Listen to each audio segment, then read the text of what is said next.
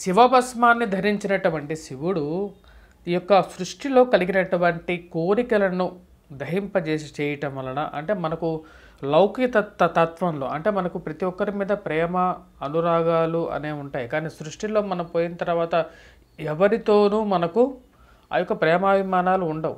దానికి ఆ భస్మమే మనకు ఉదాహరణగా చెప్పచ్చు అన్నమాట. కానీ భస్మాన్ని ధరించేటప్పుడు అంటే విభూతిని ధరించేటప్పుడు విభూతి ఎన్ని రకాలు అని చెప్పి మనం ముందుగా తెలుసుకోవాలన్నమాట.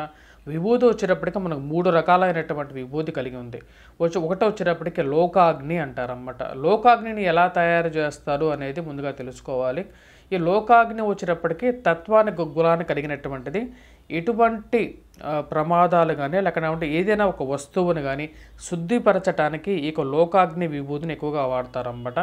ఇక లోకాగ్ని విభూతిని ఎలా తయారు చేస్తారంటే ధాన్యంతో కానీ కొత్త వస్త్రాలతో కానీ సమిధలతో బిల్వపత్రాలతో మరియు ఒక యజ్ఞం ద్వారా జనించినటువంటి ఒక పవిత్రమైనటువంటి విభూతిగా చెప్పడం జరుగుతుంది. దీన్ని పవిత్రమైనటువంటి స్థలాన్ని పెంపొందించడం కోసం కూడా చేస్తారన్నమాట. అంటే అపవిత్రం జరిగినటువంటి ఒక స్థలంలో ఈ యొక్క విభూతిని చల్లినట్లయితే అపవిత్రం పొందుతుంది అని చెప్పి శాస్త్రం చెప్తుందన్నమాట.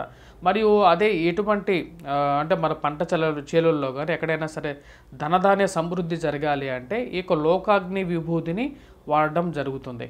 రెండవది వచ్చినప్పటికీ వేదాగ్ని అని చెప్పారన్నమాట. వేదాగ్ని అంటే ఏంటి అంటే వేదాగ్ని అంటే వేదఘోష ద్వారా వేదంతో చేసినటువంటి ఎటువంటి యజ్ఞం ద్వారా జరించేటువంటిది వేదాగ్ని అని చెప్పి చెప్పడం జరుగుతుంది.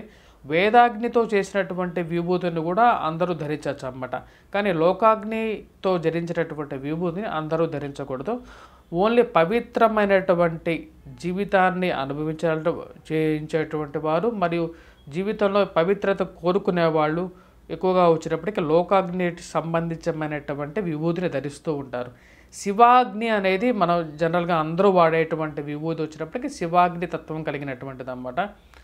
ఈ యొక్క శివాగ్నితో కలిగినటువంటి విభూతిని ఎలా తయారు చేస్తారో అంటే కపిల గోవు యొక్క పేడని మరియు అలాగే బిల్వ పత్రాలను బిల్వ సమిధలను మరి వాటితో పాటు జమ్మి చెట్టు మోదుగ చెట్టు అలాగే మర్రి మరియు అలాగే సమిధలను మరియు అనేకమైనటువంటి మంచి మంచి చెట్లటి వేరులను అంటే నవనాయకులు ఎలాగైతే ఉంటారో అంటే మనకు 9 గ్రహాలు ఎలా ఉన్నాయో అలాగే 9 రకాలమైనటువంటి సుగంధ ద్రవ్యాలను కూడా కలిపి ఈ యొక్క విభూతిని తయారు చేయడం అనేది జరుగుతుంది. ఇక శివాగ్ని కలిగినటువంటి విభూతిని మనం ధరిస్తామన్నమాట. విభూతిని ధరించేటప్పుడు మనం వేరే మతాల వారిని చూసేసి బొట్టు పెట్టుకుంటే అందరు నవ్వుతున్నారని చెప్పేసి జీవితంలో అటువంటి తప్పు మటుకు కంపల్సరీగా చేయబాకండి. అటువంటి విభూతిని మనం ధరించినప్పుడు మనకు లౌకిక తత్వం అంటే ప్రపంచిక జ్ఞానంతో పాటు మనకు ఇంకొక విషయాలు కూడా తెలుస్తాయి అన్నమాట. అంటే మనం ఎంతో ప్రేమతో కలిగినటువంటి కొన్ని వస్తువుల నుంచి ఆ యొక్క భోగకాంక్షల నుంచి కూడా విముక్తి పొందడం అనేది జరుగుతూ ఉంటుంది. విభూతి తత్వం అనేది చాలా గొప్పదన్నమాట. సో కాబట్టి అందరూ ఈ యొక్క విభూతిని ధరించేటప్పుడు ఈ యొక్క విభూతి యొక్క గొప్పతనాన్ని కూడా మనం తెలుసుకోవాలి. విభూతి ఎన్ని రకాలు అని చెప్పి చెప్పడం జరిగిందన్నమాట. లోకాగ్ని, వేదాగ్ని, శివాగ్ని అని చెప్పి 3 రకాల విభూతులు అనేవి ఉన్నాయి. సో అందరూ గుర్తుపెట్టుకుంటారు అని కోరుకుంటాను. స్వస్తి. Please do subscribe and share.